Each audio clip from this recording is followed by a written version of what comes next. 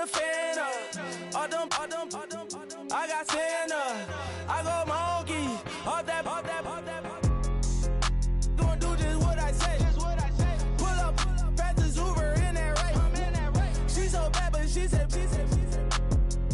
I feel guilty, I might as well just plead my case. I say, Lord, be my savior when it come to getting this paper. Please protect me from my haters. Just say me and I won't save her. Say amen.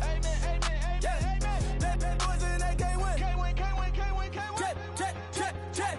Going up. We in it, we gonna. Gonna. Did it like my persona. Gonna. Living them fast personas. We used to truck them hunters. Now we pull up in the furnace. Go up. Walking. Show up. Baby, hold up. Go up. Boys, don't touch. We flow up.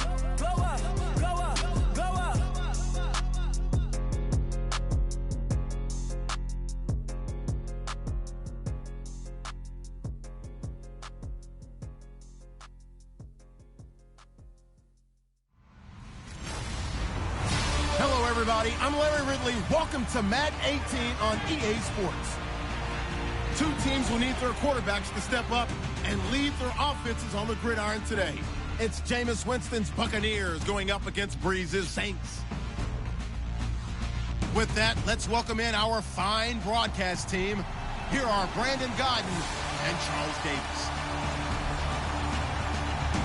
Thank you very much, Larry. As usual, the streets of the nearby French Quarter are alive as we are in downtown New Orleans at the Mercedes-Benz Superdome. This is what it looked like just a moment ago in the heart of New Orleans. Folks, there's no place for this noise to go in the Superdome. It is loud, and these fans are ready for football as their Saints get ready to do battle with the Tampa Bay Buccaneers. Hi again, everybody. Alongside Charles Davis, I'm Brandon Gaudin, and you know, now more than ever, it's a passing league. We know that, and as Larry hit onto the open, we've got a couple of great passers squaring off here this afternoon. And usually the discussion centers in on how they're going to compete against the opposite defense.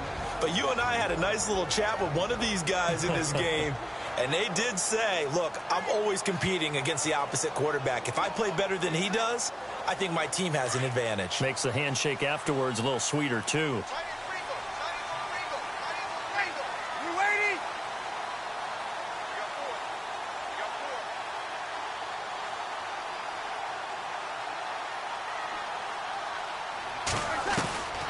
Breeze now on first down.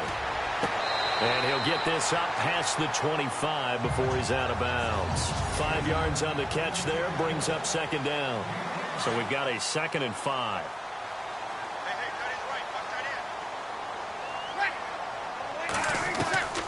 Shotgun now for Breeze. And this is a catch by Ted Ginn. And he's finally taken down, but not before getting across midfield and across the 45-yard line.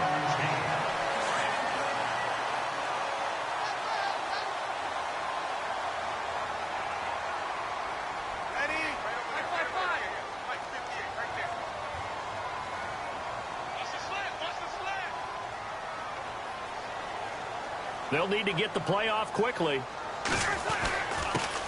They'll run for the first time with Mark Ingram. Oh, and now he bowls him over. Missed. He will not go down. The 20. And he'll take it into the end zone for the Saints touchdown. Mark Ingram, 44 yards. And the Saints have taken the early lead. Throughout the game, we're going to track so many different statistics, but one is becoming increasingly in vogue: explosive runs of 20 yards or more, and we just saw one right there to open this game. Now we'll see how the other team responds, because when you get a play like that against you this early in the game, you got to feel like your back's against the wall a little bit. Yeah, the pressure now increases on you because your first thought is we have to answer right now. And it's good as the Saints have a 7-0 lead.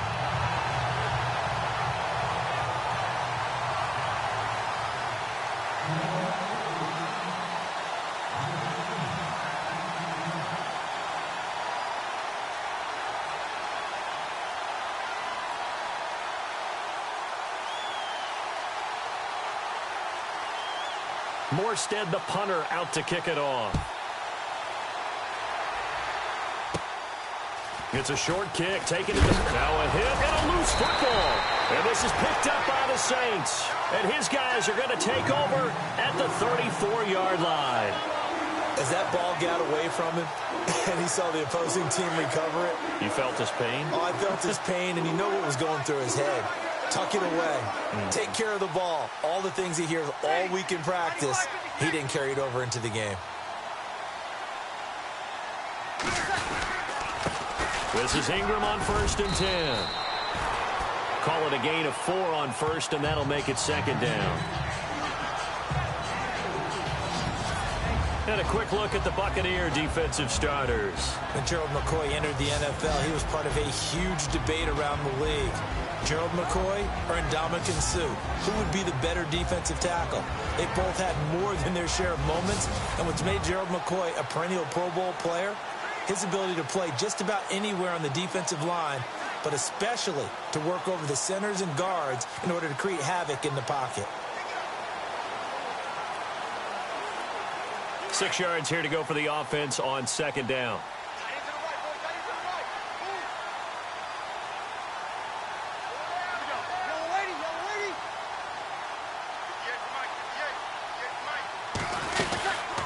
Again, they'll run with Ingram. And he's going to be stopped dead in his tracks. Give him 4 on the carry, and it'll make this a 3rd and about 2. Well, if you're a football guy, that's a pretty run because everyone is in sync right there. Obviously, the guy carrying the ball, but how about the people up front? Leverage, athleticism, they created some nice space for him. They'll try to run for the first with Ingram. Oh, he's got a little daylight. And he is into the end zone. Touchdown, New Orleans. Mark Ingram with his 2nd touchdown in this opening quarter. And the Saints add on to their lead. And a pair of rushing touchdowns now for him in the 1st quarter. And I'm liking what I'm seeing from his big guys up front because they're winning the leverage game. How many times we talk about low man wins, right? Move the defensive front aside, create those gaps and holes. He's found his way through them for 2 touchdowns. And after both of those touchdowns, he went right up to that O-line and hit each of them on the helmet. He recognized it. That's a smart man. You know what else he should do? If this continues, take them all to dinner.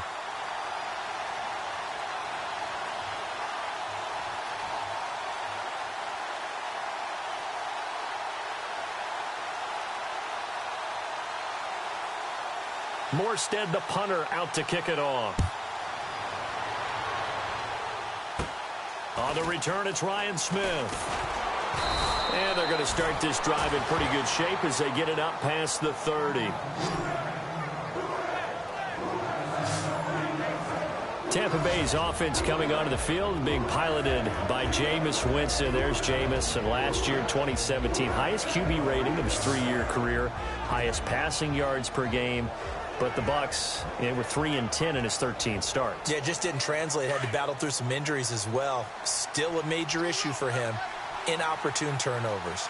His ability to take care of the football is what's going to fuel their rebirth and their rise if they're able to make a bounce back in 2018. And he'll rumble for about 5, up close to the 40.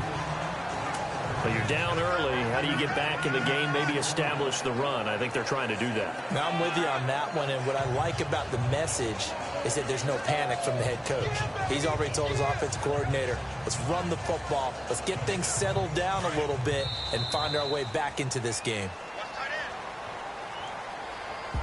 And before they can run another play, the clock hits triple zeros. And time is up on the 1st quarter. 14-0 is our score. EA Sports NFL Sunday returns following this.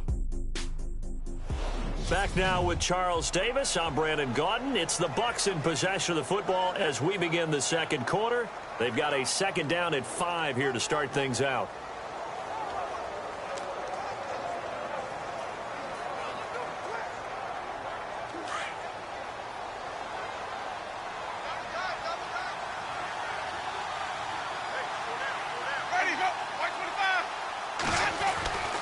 Winston. And Blake has it over the middle. Now a loose football. The ball comes out. So they escape, so to speak, maintaining the football. Defensively, though, opportunity miss. It definitely was, because that's all defenses talk about. Getting the football and either advancing it the other way or just getting possession and turning it over to their offense. And he fires one that's intercepted. Picked off at the 45. And his guys are going to get the football at their own 47-yard line. And that's a great example of ball skills right there, partner. You and I do a lot of games, and I can't tell you how many guys look to run with the football before they've intercepted it. So that's a nice job of focusing on the task at hand and coming away with the interception. New Orleans offense working its way back out there. As we look at them ahead to 2018, as that wound at the end of 2017 continues to heal, Charles, they're going to have Kamara, Ingram, Thomas. If they have Breeze back at quarterback, this should be an excellent squad again. It certainly should, and frankly, if the offensive line comes back healthy and intact, that's another big win for them, especially with their two tackles, Teron Armstead at left tackle, Ryan Ramczyk, who was a rookie last season at right tackle. They are loaded going forward. If they could get a real playmaker at tight end, that might be the last piece. And if that happens, I'd hate to be a defensive coordinator trying to game plan for them. We remind you that coming up in 2 minutes' time, we'll hand you off to Orlando, where Larry Ridley will have highlights and analysis of this first half of action. Ingram again. And he's got some space here. 12 yards there as they move the chains. We use the word relentless a lot with guys who are aggressive on the field. In this case, it really fits, doesn't it? How about his ability to break tackles and his feet never stop moving?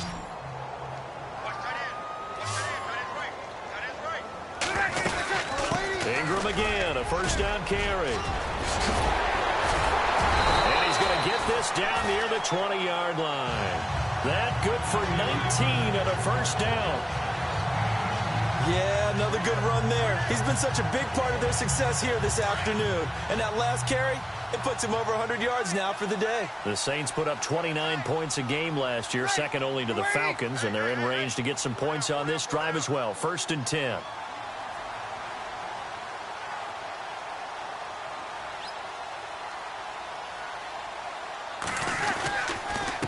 On the counter, Ingram. They get 10 more there, and I believe that'll be enough for another first down. It will. And this is an example of breaking down a defense, because on a lot of these runs, he's getting past the point of attack, and guess what he's doing? Forcing the secondary guys to have to make a lot of tackles.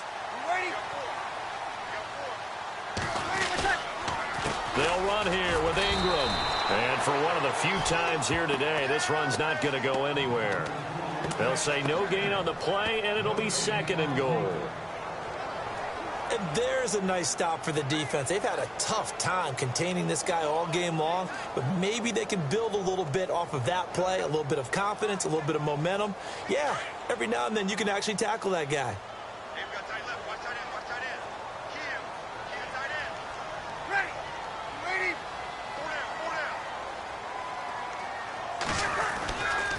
A 10th carry here for Mark Ingram. And able to push his way forward here for a good little gain. Give him 5 on the carry there, and it'll set up a 3rd down. This drive is pretty clear. Almost feels like old school fundamentals, doesn't it? Want to impose their will on the defense. Was that 5 straight runs? Yeah, 5 straight carries to start this drive, and like you said, the way it's working, they may just stick with it. So on 3rd down, the field goal unit will come out as they'll try to get 3 before half. From the right hash here, should be an easy one. And Lutz's kick is good. And the lead will grow. It's now 17-0. So they get the 3, increase their lead to close out the half. Excellent way to end a drive. Going to the locker room with a little bit of extra momentum after adding 3 to their total.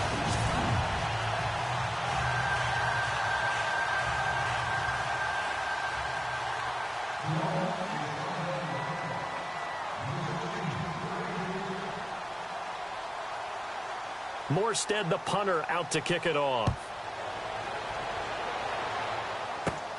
It's a short kick, taking it to 15. So we are at halftime here on Halloween. As we send you on over to Orlando, where we'll check in with Larry Ridley. He's got our EA Sports Halftime Report. Larry? Thanks, Brandon. Thanks, Charles. And welcome to our EA Halftime Report. I'm Larry Ridley. The Saints are up right now and are looking to... And we've seemingly lost communication with Larry. Good news, though, both teams somehow already back on the field and ready for the third quarter.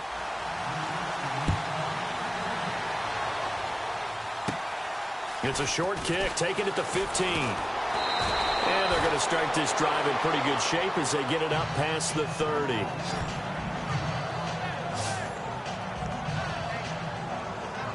Jameis Winston and company heading back onto the field now. And he's had some time to chew on that interception he threw on his last drive back in the first half. Well, normally we say you want to get him right back out on the field and play again, right? But as you mentioned, had the halftime, had to stew about it a little bit. Maybe he'll have a chance to relax a little and kind of laugh and chuckle and let it go. He'll hope to respond positively here to start the third quarter. And attempted a deep ball there. They didn't get it.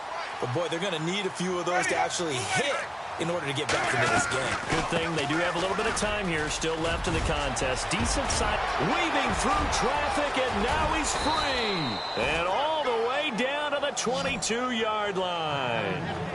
A big play that time for Tampa Bay. 45 yards.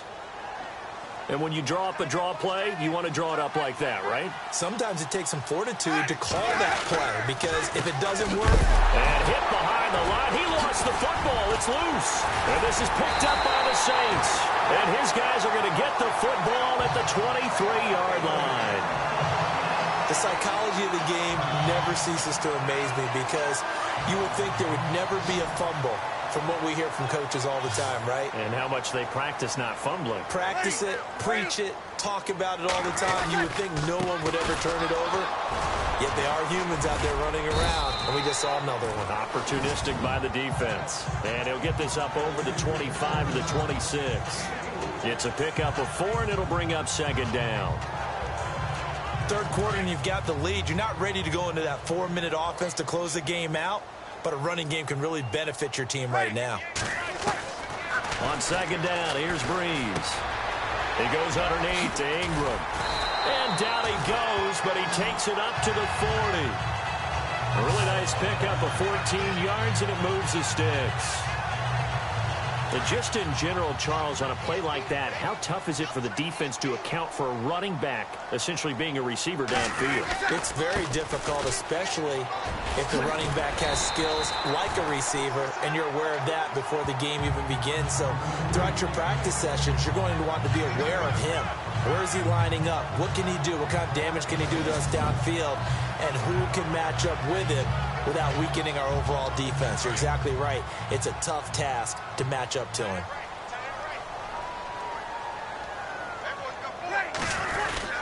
On second down, Ingram. And he'll be brought down at the 48-yard line. Give him 3 yards and a fresh set of downs. Second and 2 is prime time for a little bit of a gamble, isn't it? Open up the playbook, go play action, toss that bad boy deep. But in this situation, go ahead and give it to your back. Let him pick up a first down. Keep the sticks moving. Here's Breeze. Escaping the pressure right. He's going to be out of bounds on what's going to wind up being the final play of quarter number 3. We have played 3 quarters. We'll return with more after this break. You're watching the back now here live in New Orleans. It's the Saints. They'll be looking to expand their lead here. They've got the football as we start the 4th. They'll run it now out of the gun. And he'll be stopped up quickly here at the 38. Only a yard on the pickup, so a good situation on 2nd and 2. It's now 3rd and 1. The 4th quarter here, they've got the lead. They want to keep it on the ground. That's what they're doing. Smart football. Keep the clock grinding. Keep it going. But you got to figure now, they're going to see more people stacked up at the line of scrimmage as they try and bleed it out. Play clock winding down. On 3rd down, Mark Ingram. He needed a yard. That's what he got, and it's going to earn him a new set of downs.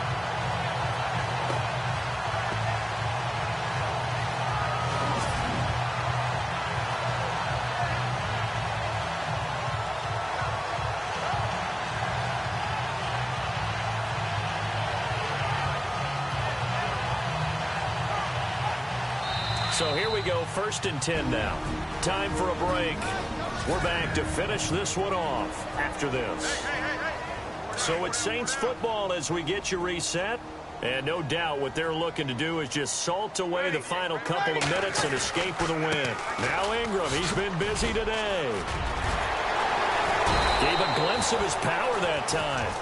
And then brought down at the 30. It's a 7-yard carry to set them up with a 2nd and 3.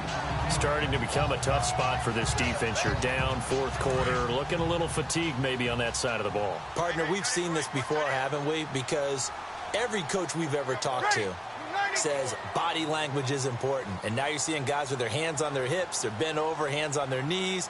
And the offensive guys, they're just saying, let's just keep running it out, and we've got them now.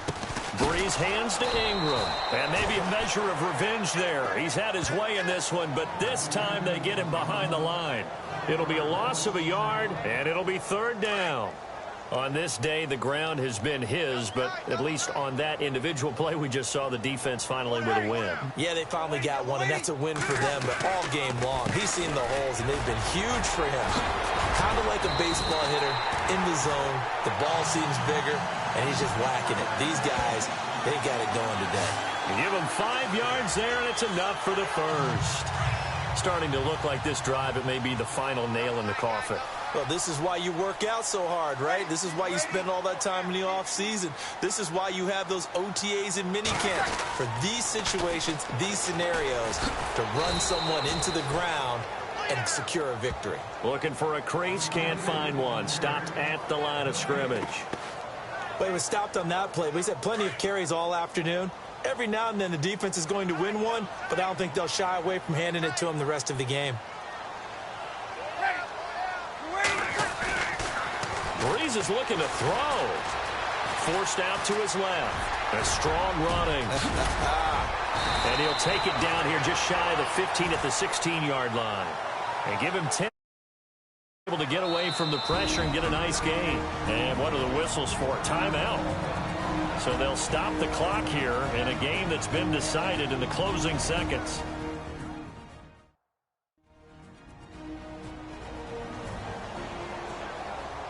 So the offense takes the timeout, and they are back out and ready to rock.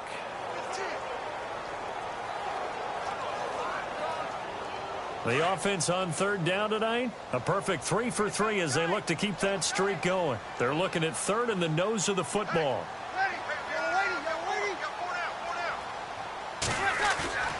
Throwing now is Breeze. Flush to his right. And he will have the first down before he's tackled at the 12. The storyline in this one, Charles, no doubt the number 0, zilch, nada.